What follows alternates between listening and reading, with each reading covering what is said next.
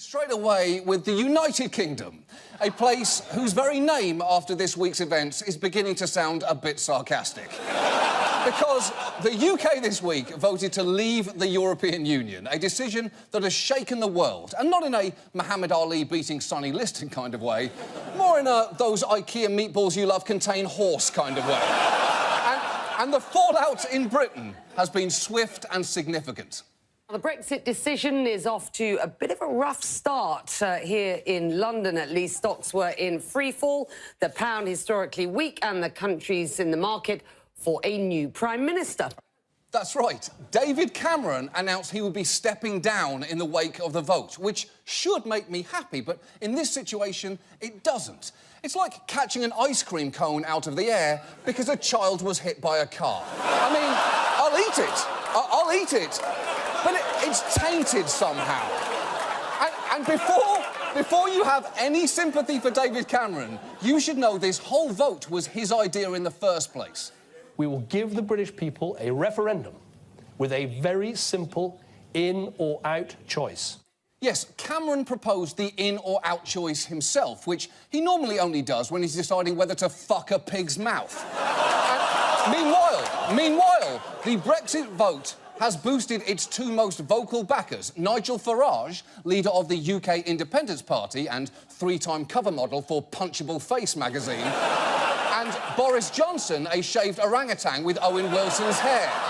And before and after the vote, both men drove home a common theme. I believe that this Thursday can be our country's Independence Day. Let June the 23rd go down in our history as our Independence Day! OK.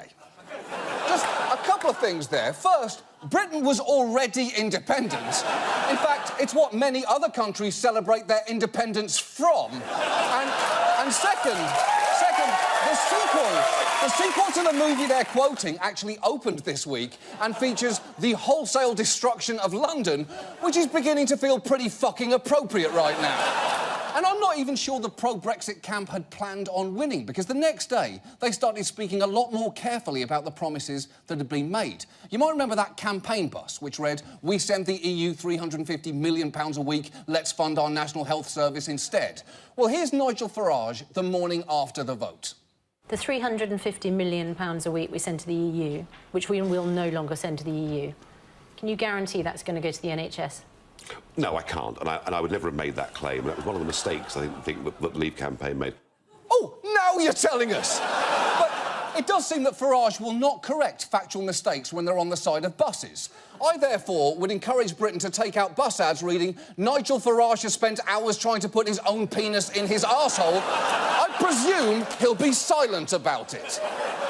And while the benefits of a Brexit may well have been exaggerated, the downsides could be all too real. Prominent figures in Scotland and Northern Ireland are advocating for leaving the UK and rejoining the EU. Meanwhile, the EU is understandably worried about other member nations making exits of their own, so it may well negotiate as hard as possible to make an example of Britain.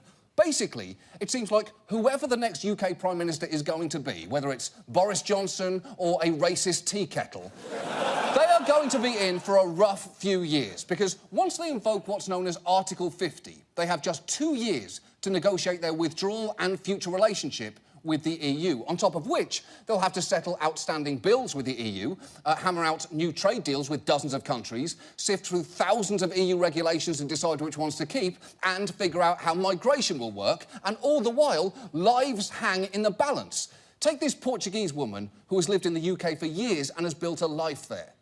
I have two daughters. One was born in Portugal, the second one was born in UK, and they asked me this morning, "Mum, what is going to happen to us?" And I told them, at this point, no one knows.